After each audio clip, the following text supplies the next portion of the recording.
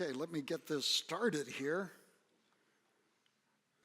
So my talk is going to be how you are better than AI and always will be, ground truth on AI capabilities. We're going to look at some of the hype that comes around from the media and other places and attempt to show the limitations and some of the limitations of AI and such. We're all familiar with the great things that AI has done. Asimo, which was a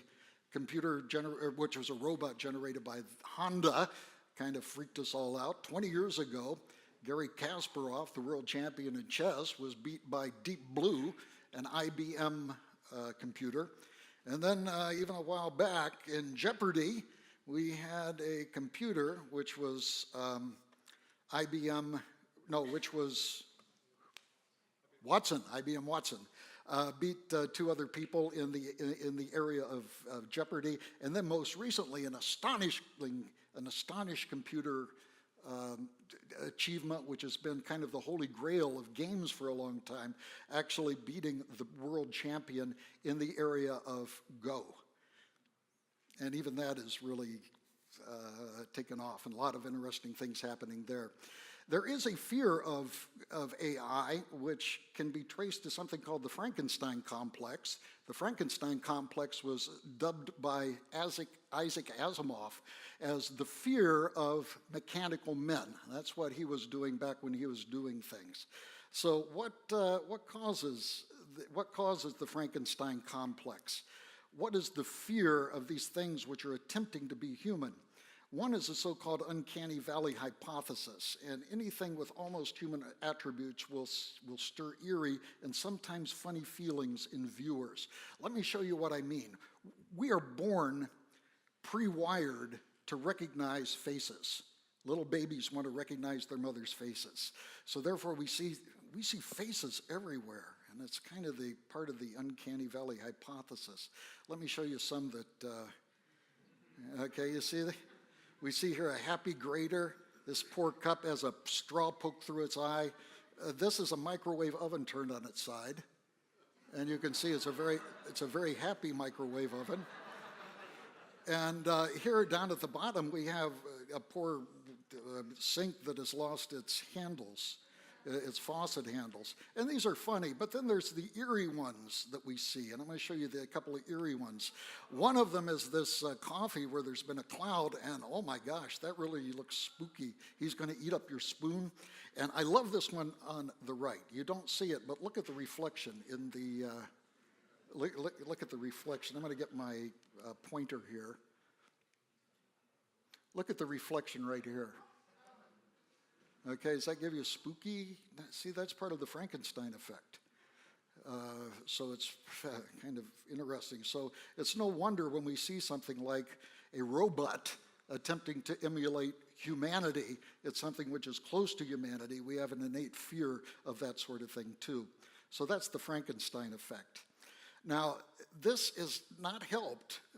In fact, it is an alluring aspect of all of the fiction that we see about artificial intelligence. Here are some of the movies, and you're familiar with Star Trek and Data, and of course, our old Arnold Schwarzenegger is the Terminator. And so we can actually use this in fiction to really get our fears going and do weird stuff and get scared of things. This has also been hyped in the news, and we see this in the news all the time. And you can see here just scary news. Now, this is not fiction. This is supposedly news. Neuroscience translates brainwaves to the recognizable speech. Oh my gosh, we all have to wear tinfoil hats. The end of life as we know it. Protecting humanity in the age of artificial intelligence. The AI Cold War that threatens us all. The truth about killer robots, the year's most terrifying documentary. And then can we prepare for the catastrophically dangerous AI and why we can't wait? I maintain that a lot of these headlines are generated because of the so-called Frankenstein complex. Down here is a very interesting one. Army researchers are developing a self-aware squid-like robot that you can print in 3D in the field. Isn't that interesting? A self-aware robot, okay. We also have people, great luminaries, forming into this idea or buying into this idea of the Frankenstein complex. Bill Gates on the dangers of artificial intelligence say, I don't understand why some people are not concerned about artificial intelligence. Should we be concerned? Absolutely. But I think some of the hyperbole probably needs to be put to rest. The great luminary Stephen Hawking, who passed away recently, said the development of full artificial intelligence could spell the end of the human race. It would take off on its own and redesign itself at an ever-increasing rate. Humans who are limited by slow biological evolution couldn't compete and would be superseded. We have all heard this. He didn't happen to mention that no computer program has yet been written that writes a better computer program. And I don't believe, for reasons that we're going to talk about, that this will ever indeed happen. And then we have Elon Musk. George Gilder said of Elon Musk, he says, Elon Musk is a great entrepreneur, but kind of a retarded thinker. And he said, in here it says, with artificial intelligence, we are summoning the demon. So that's pretty scary stuff. So are these people, to what degree are they buying into this Frankenstein complex? And to what degree is this a true reality? Why do we get all this junk news? Here's my list. I think number one, there's fake news clickbait. You want to go and you go on the most sensational websites that you can, looking at the most extraordinary stories, and the more you click on that, the more advertisers are charged for you viewing the web pages. Untutored journalists. I think a lot of journalists write about AI that don't know about AI. Research promotion. People like me who are professors, our job is to go out and to get more research funding, and to do that, we have to promote and market our research. So if we go to a journalist and say what we're doing is the best stuff since sliced bread, and they publish it, that might help us get our next research grant. And of course, there's always the conspiracy nuts. What is helping us, or what are the tools that these people use? Here's my list here. Seductive semantics. Words are used continually without definition.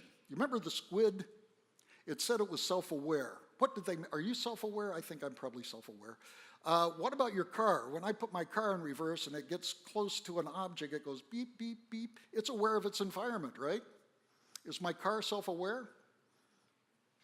No, I don't think so. So using these semantics like consciousness, self-aware, sentience, etc., without defining them is, I think, something that the journalists and such do quite a bit.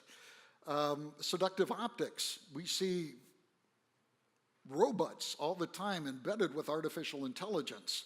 I saw one recently where this robot head was having a chat with somebody else, and do you know that the robot head really had very little to do with the artificial intelligence?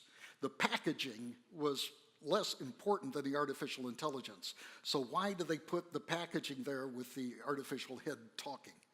The reason is to seduce you through the optics into believing that it's more human than it probably is. The other thing is you'll find if you look at headlines and you dig deep, it is full of baloney. And we will actually look at a couple of cases of that. Should we be concerned? Absolutely. We should be concerned about a lot of things. Development of atomic energy. We should have been concerned about that. Development of electricity. Absolutely, we needed to be concerned about the development of electricity. But you know what? People still get electrocuted, and electricity gets shorted and still burns down houses. So we've learned to live with the consequences of these technologies. Here, I think, is the greatest danger. This is a quote by Eliezer Yudkowsky. He said, by far the greatest danger of artificial intelligence is that people conclude too early that they understand it.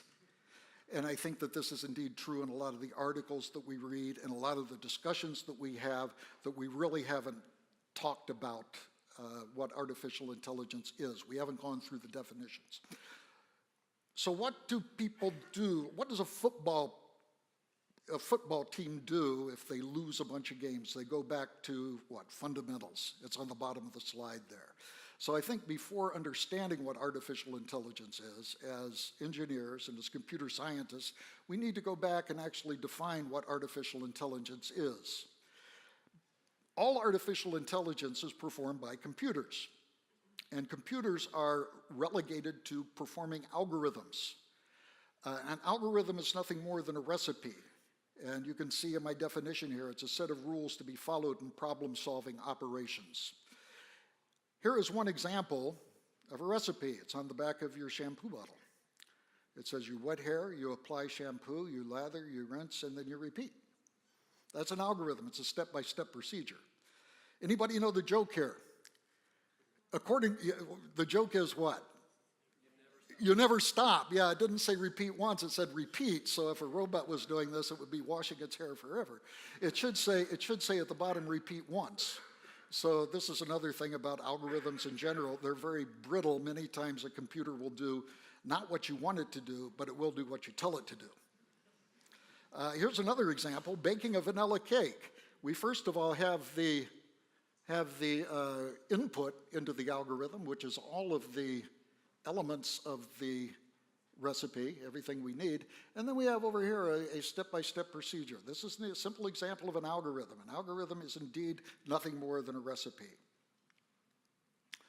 When you go to Google Maps and you look at Google Maps and it actually gives you a map that you follow, it is giving you a step-by-step instruction. It is giving you an algorithm to get you where you want to go. So this is another example of an algorithm. So directions are a set of rules to be followed in problem-solving operations. That is another example of an algorithm. If you take the programming language C, probably the first program you see is this one. It's called Hello World. You write it, you print return, and the computer goes, hello world, like it's alive or something. So this is, again, a very short, very precise algorithm. Here is an example of our web page. This is Mind Matters, and I'll be plugging our center here quite a bit. It's at mindmatters.ai. But this is a web page, a screen capture of our web page. If you open this in Chrome and go to a certain place and click it right, guess what you see? You actually see on the right the computer code that is used to encode this web page. So the web page itself is formatted, is constrained by the algorithm written by somebody. Sometimes that code is modular and called up, but nevertheless, it is indeed an algorithm. So everything the computers do are constrained by algorithms. And of course, this is roughly the way that it works. We start out with the computer code over here, and the computer code is run, and then it's actually taken and compiled, and that translates it to a strings of ones and zeros that are actually presented to the computer in order for the computer to work, because ones and zeros, of course, is the programming language of the computer. We have a digital part to us, and that's our DNA. DNA is famously a double helix of 4 nucleotides, A, C, G, and T, and each one of these nucleotides can be relegated to 2 bits. Here I have assigned the A equal to 0, 0, the C 0, 1, and you can see the G and the T are also given 2 bits. And we can take any string of binary code here, any string that we want to, and we can assign nucleotides to it and represent that binary code by nucleotides. So we see the first one is 0, 1, right? 0, 1.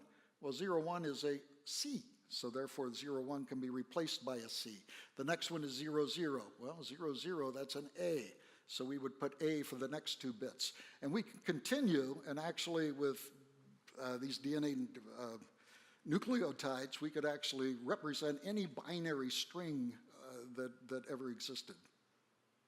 So that's kind of cool. So we have, this is one of the interesting things, is that God created us digitally. Do you know why? Because digital things can reproduce without error. If I went to an analog copy machine and I made a copy of a copy of a copy of a copy of a copy, that last copy wouldn't resemble the first copy very well. Yet that's not a problem when I send you in email a picture. You can take that picture and you can send it to 1,000 other people who send it to another 1,000 people, and because it's digital, it can replicate exactly. So it's a good thing we are digital as opposed to analog. Otherwise, we would have reproduction problems, I believe. And we, of course, one of the things engineers are interested in is attempting in artificial intelligence to simulate the brain. Here we have a basic biological neuron on the left. It consists of some operation, and then at least in one model, it branches out and connects to a bunch of other neurons. So one neuron connects to another bunch of other neurons, those neurons connect to other neurons, and eventually, because of firing patterns in the brain, you get this sort of stuff. I don't think it actually looks like this animated GIF, but you get the idea. It's a bunch of neurons connecting to other neurons, connecting to other neurons, et cetera, and magical stuff happens. Now, in engineering, we actually have applied this in a number of different ways in terms of artificial intelligence. I should say engineering and computer science. And we have come up with the artificial neural network. The artificial neural network is ubiquitous. We've been using it since the 1960s, and it has just become more and more powerful as computers have sped up. In the 1960s, a guy named Bernie Woodrow at Stanford was doing things like forecasting the weather, taking spoken word, translating it to printing it out on a linotype machine, not linotype, what's the word I want? Just printing it out. He was able to balance a broom using a neural network. Incredible stuff way back in the 60s. Clearly, we have surpassed that, and we're doing a lot cooler stuff today. Well, here's the basic idea of the neuron that we use in engineering. And if you're neural networks, probably it uses this model. We have a bunch of inputs from other neurons. It's summed up, passed through something called a nonlinearity, and it generates this output. And guess what happens to that output? It's transmitted to a bunch of other outputs. The question is, how do you train a neural network? You've heard about training neural networks, and we do this as shown over here. You see those interconnections between the weights, or between the neurons? Each one of those little circles corresponds to a neuron. And they're all charging. They're changing color and changing weights. And what they're doing is actually looking at the input. It's trying to train this neural network to look at handwritten characters and translate it to what number is written. In order to do that, there has to be a bunch of knobs turned, and that, in fact, is what is happening. You can see here at the bottom, we have a bunch of knobs. I have a bunch of knobs. Each one of those knobs you can think of as one of these weights that are being tuned. So the secret of training the neural network is actually turning all these knobs so that if you have the input, you get the desired output. If somebody puts in a handwritten 5 here, that the output will indeed dictate it's a 5. I wrote a book with, this was mentioned in the introduction, with Russ Smith a number of years ago, which demonstrates the fundamental aspects of neural networks, which are still used today in terms of convolutional neural networks and deep learning. The thing is we have faster computers. We did have a more clever algorithm. I think deep convolutional neural networks, if you're a nerd and understand it, I think it was just an ingenious generalization of the idea of the neural network. But nevertheless, the fundamentals, as they always do, kind of remain the same. You've also heard of reinforcement learning, an incredibly powerful algorithm. Reinforcement learning was used to beat Go. And then you probably heard of reinforcement learning playing itself on the computer and getting super smart so that it can beat anybody in the world and their brother all at the same time.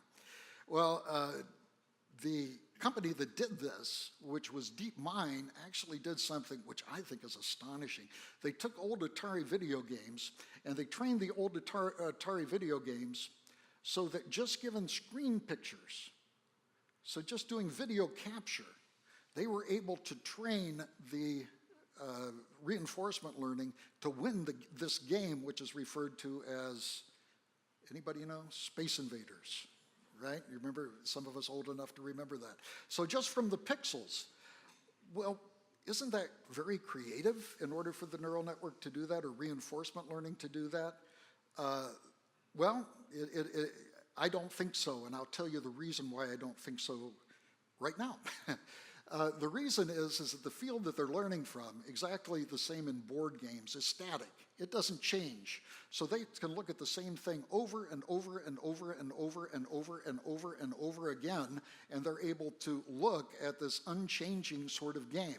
Now the game changes in accordance to where you are and what you fire, but the actual game itself does not change. And that's one of the reasons that indeed this works. Talk more about this in a bit.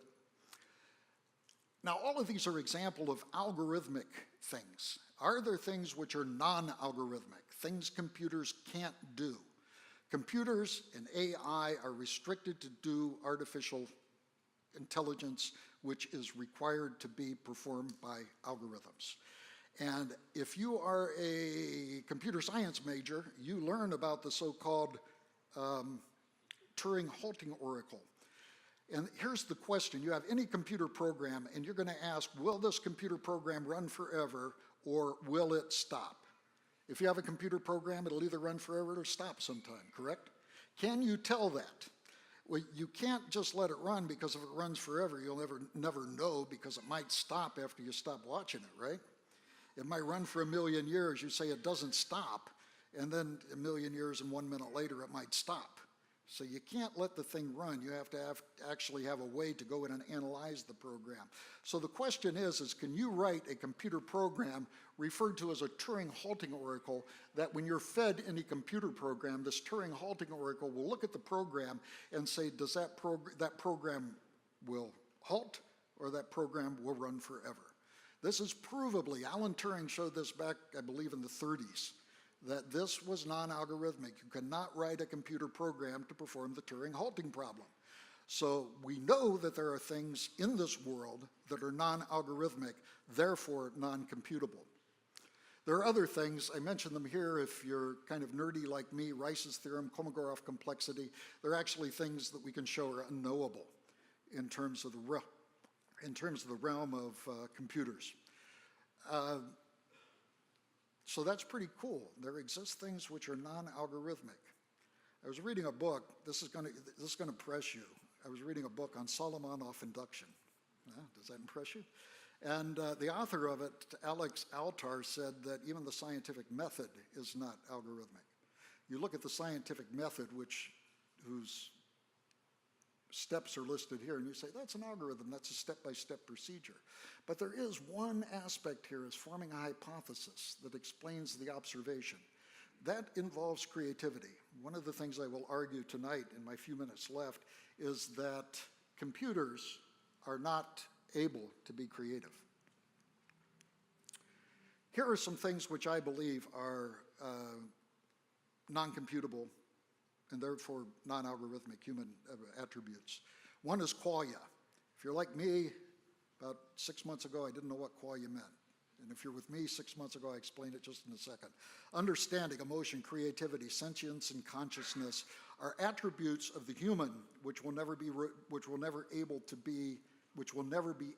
be duplicated by AI simply because of the fact that they're non-algorithmic, therefore not computable. Qualia is the individual instances of a subjective conscious experience. Imagine taking a red, delicious apple, taking a bite, anticipating taking a bite out of it, taking the bite out of it, feeling the crispness of it, feeling the tart sweetness that you have right when you take the first bite of the apple, the chewing of it, the swallowing of it. That's an example of qualia. Do you think that you would ever be able to write a computer program to explain to a computer exactly what it was that you experienced? I don't think so. I believe that qualia is something which is non-algorithmic. Our sensual experiences are not non-computable. I also like the example of lightly salted buttered sweet corn. And of course, there are the bummers. How do we communicate what a headache looks like or a paper cut feels? So there are the negative aspects also. So qualia is one example of things which is non-algorithmic. Understanding is non-algorithmic. Searles' Chinese room, this is a topic that Jay talks about in his book. Searles' Chinese room, proposed in 1980, illustrates that humans can have no understanding. Roger Penrose says computers can add numbers, but they don't understand what a number is. And here was Searles' idea. The Chinese room is the following. There's this person that sits in a room, and I'm going to butcher it a little bit for purposes of communication, but this person sits in the room, and she is fed little slips of paper on which are written Chinese kanji characters, and her job is to translate it, let's say, into Portuguese. She only speaks English, but can she do that? Yeah, she goes to a big bunch of file cabinets. Most of you know what file cabinets are. But it goes to a bunch of file cabinets, and she looks through the file cabinets, and she keeps looking and figuring out where the match is, and finally she finds a match for the kanji characters. And in that same file is the translation into Portuguese.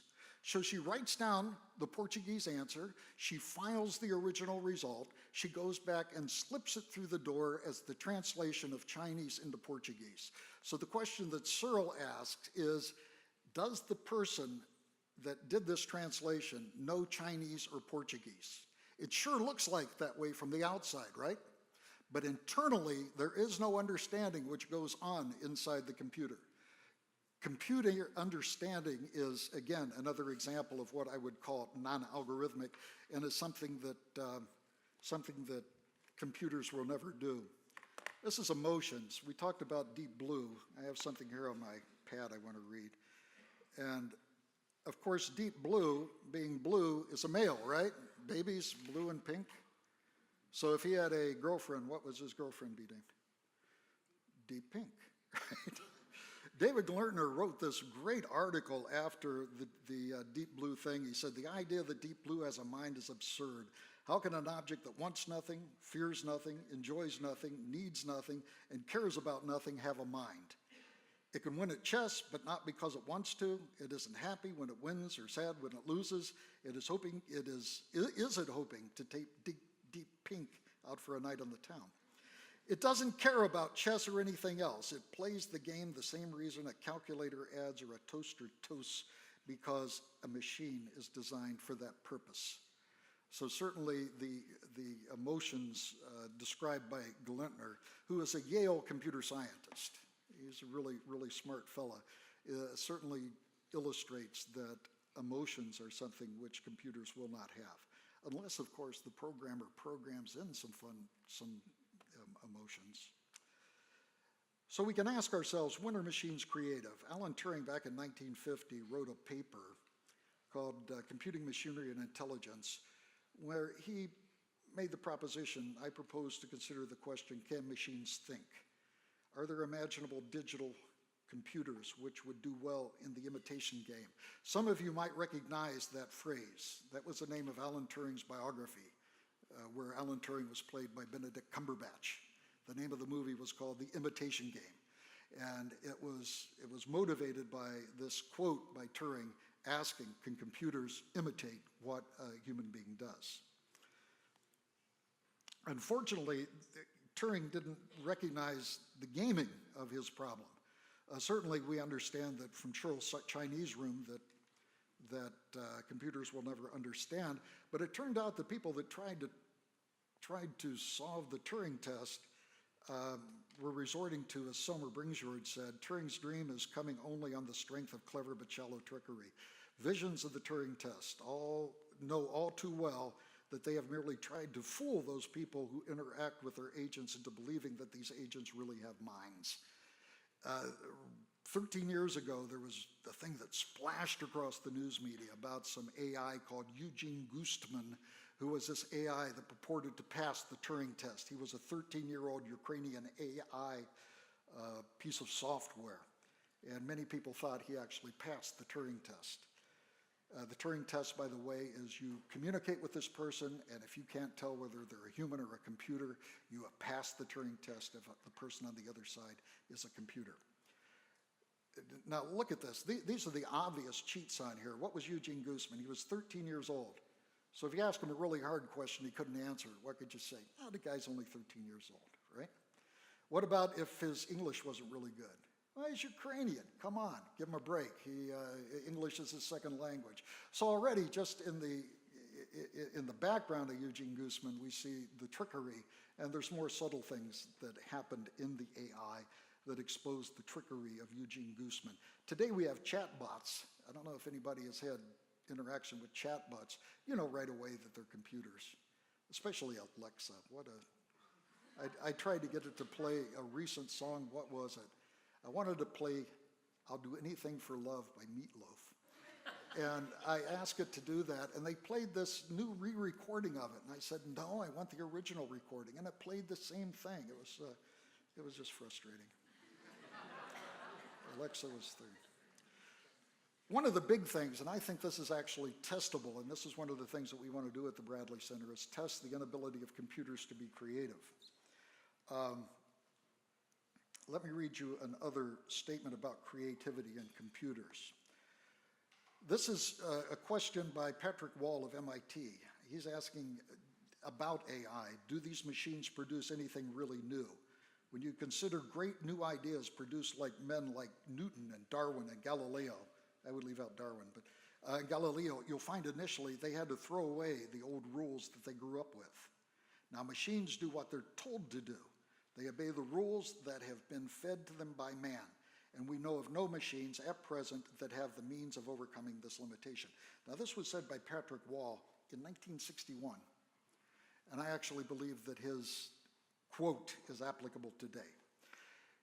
What AI is constrained to do, and I'll talk about specific instantiations of this, is think inside the box. It will only do what it can interpolate to do. It doesn't think outside of the box, which is what the cartoon here is depicting.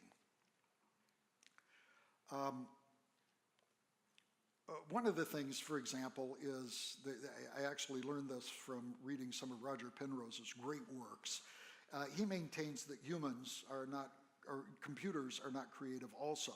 Now Penrose is a humanist.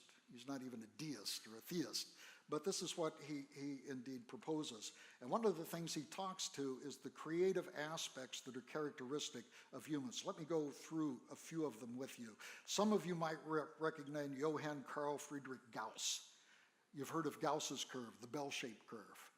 Gauss's law and Maxwell's equations. The guy was just a polymath, a really great guy. He said, finally 2 days ago, I succeeded not on account of my hard efforts, but by the grace of the Lord. Like a sudden flash of lightning, the riddle was solved.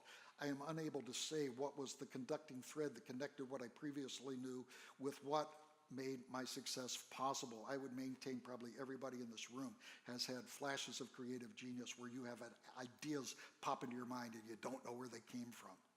This is something above and beyond experiential background. Nikola Tesla said, the idea came like a flash of lightning. Now he's talking here about his brushless motor. Now, I think it's very interesting that both Tesla and Gauss, unknown to each other, used the word flash of lightning that occurred to them. The other thing which is kind of interesting is that this doesn't only apply in sciences and mathematics, but also in the arts. We have Tom Petty, okay, switching from Nikola Tesla to Tom Petty. What a transitions. He says, my songs just fall out of the sky. I hesitate to even understand it for fear that might make them go away. It's a spiritual thing. Some of you have heard about Paul McCartney waking up one morning with this melody running in his head, and he swore he heard it before, and he pitched it around to a number of different people who said, no, it isn't mine. And he figured he would treat it like somebody that found a wallet full of money. He would turn it in the police station for a week, and if nobody claimed it, it was his. And it was a melody to Yesterday, which was one of the most covered songs of all time. Just a flash of lightning. And then the composer, Robert Schumann, said to compose, all you need to do is remember a tune nobody else has thought of. So these are all flashes of lightning. The first computer programmer was Ada Lovelace in the 19th century. She has a number of things. She has a computer language named after her, for example. But she said something which I think is applicable to AI. He says computers can't create anything, for creation requires minimally originating something. But companies originate nothing. They merely do, but computers originate nothing. They merely do what we order them to do via programs. This has purported to the beginning, to the front line, the Lovelace test as a replacement for the Turing test. The Lovelace test will test creativity in AI and computers. Strong AI will be demonstrated when a machine's creativity is beyond the explanation of its creator. So if a computer program does something that it wasn't programmed to do, if you program it to play checkers and it goes ahead and plays chess without you doing any more programming, that's creativity. It has actually been able to perform creation. There has been yet no demonstration of the Lovelace test. We mentioned at the beginning Hawking's idea that we could have programs that write better programs, that write better programs, that write better programs. And that would be an example of passing the Lovelace test, because that better program would be something that the original programmer didn't have in mind. It would be better than what the original programmer did. But we have never seen an instantiation of this. In fact, we're seeing people who have used evolutionary sort of procedures in writing super intelligent programs abandoning their search because it just can't be done, and I don't believe it will ever be done. So in my last couple of minutes here, I wanted to go over a couple of headlines and show you how they were hype. We've just gone over what I believe the limitations of a computer are, algorithmic versus non-algorithmic. Let's look at the Frankenstein effect in the headlines. No more secrets. New mind-reading machines can translate your thoughts and display them as text instantly. Doesn't that scare you? Well, here's the truth of the matter. What they didn't tell you, I went and read the paper it came from, they didn't tell you, number one, they only did it on people with epilepsy. Why did they do it on people with epilepsy? Because these people already had a flap cut out of their skulls, which allowed them to put a sensor array on directly on the brain and to get signals that way. So that was one thing they didn't tell you. The other thing they didn't tell you is they only learned about 3 or 4 words. And the third thing they didn't tell you is that it wasn't translated. If they learned on my brain, it wouldn't be applicable to your brain. It was brain dependent. So they weren't interested in that. They were interested in the super headlines. Many of you have heard this. Facebook shuts down chatbots that created secret language. Anybody heard of this one? Okay. See, you hear the headlines, but you don't see the follow-ups. The follow-up was Facebook came out, the actual AI engineers, and says, come on, analyzing the reward function and changing the parameters of an experiment is not the same as unplugging or shutting down AI. If that were the case, every AI researcher has been shutting down AI every time they kill a job on a machine. In other words, it was total hype as reported by the original AI researcher that did it. AI can create art. I will go through this quickly, but this is a picture. You saw some pictures up here before the talks of AI-created art. There's a great place called DeepMind Generator. I took pictures of a picture of my great-grandparents from West Virginia. He ran an underground railroad, or the underground railroad during the Civil War, and you can see them here with their Bibles. They were very, very good Christians. And I ran it through DeepMind a few times, and that was on the right. So my grandma Sarah grew a helmet. And what is in it? Now, why did this do this? It's because the neural network that generated this was trained with all sorts of weird animals. And we also saw that in the art that was seen here. So we see, whoa, where'd that come from? Whoa, where did that come from? And here is a picture of my fetching wife, me, and my son and my grand. And you can see that I kind of look like a bird, so that's what they made me into here. So is this art? I don't know. I don't think so. This made headlines. AI can create art. I won't have time to go through all of these, but let me just say, all an AI can do is interpolate, put things together. Guess what happened with this art? It had a bunch of Rembrandts put together. Guess what it's going to produce? A Rembrandt. And that's exactly what it did. If you have AI write music and you feed it a bunch of Bach, guess what it's going to produce? Something that sounds like Bach. Will ever present a Wagner or a Charles Ives or a great composer? No, there will be no creative. It's all inside the box. It's all creative. So I'm going to go through and I'm going to show you the AI art that I created. I took all these famous mathematicians. This, by the way, right here is the average mathematician.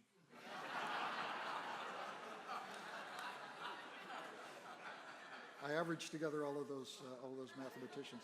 But I said, maybe I'm a great mathematician, so I actually initialized with the picture of me without the beard with my eyeball, and I came in with this as the final answer. I think that's pretty arty. It's kind of Renaissance Picasso, don't you think? So if anybody wants to talk to me about buying that afterwards, let me know.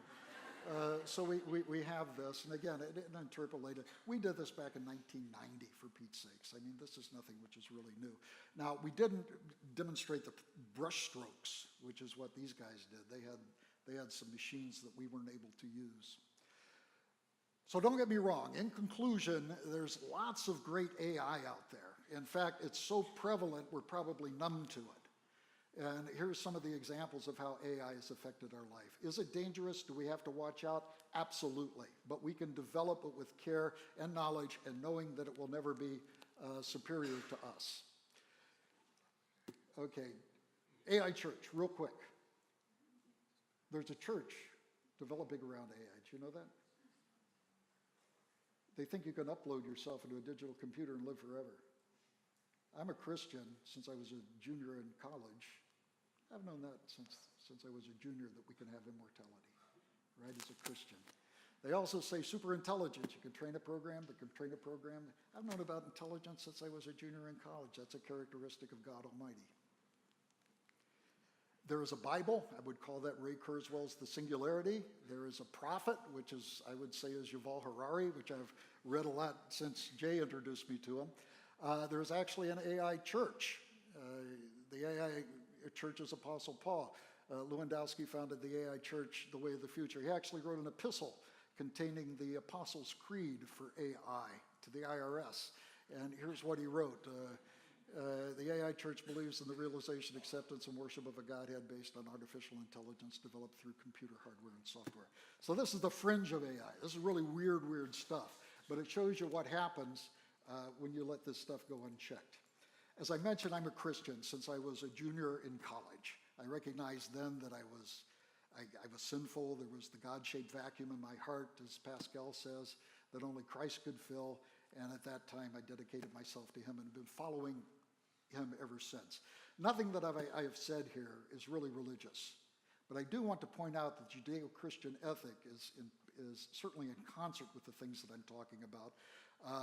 We read, for example, that humans are exceptional, that we are exceptional. David writes in the Psalms, I praise you because I am fearfully and wonderfully made. And then this, I think, is actually applicable.